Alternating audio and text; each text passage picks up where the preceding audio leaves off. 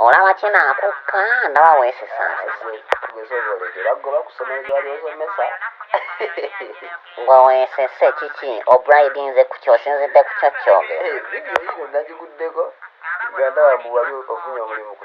nze sipesiyo zankola oba obulimu naawe eriwa vidiyo leka ndaba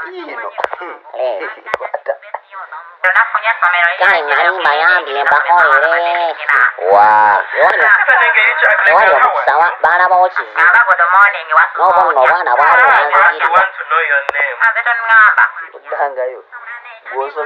bannegayirira mbakwatemu mu luzungu era nabaleka balina kye bafunyeemu ng'oluzungu lwe boogera ate n'okwegoba nze yeegoba nga bampa 1000 mitwalo 10 ze nkolera oba obusembe naye bannaye bino eyeshadow baba babikola muki laba nno gwe atakimanyi nti Joyce Basa alina graduation maaso awo leka neekuba ekyutekisi wange ku mimwa lwaki naye kati gwe nga gwe Tom kikustribingira wakikwatirako wa oyinza n'okuba ne Joyce Basa gwe njogerako tomumanyi namumanya ng'oli wano nze nkimanyi nkukuba buli wensiiga obumwa ne buyitako ngenda ku graduation tolina ky'oŋŋamba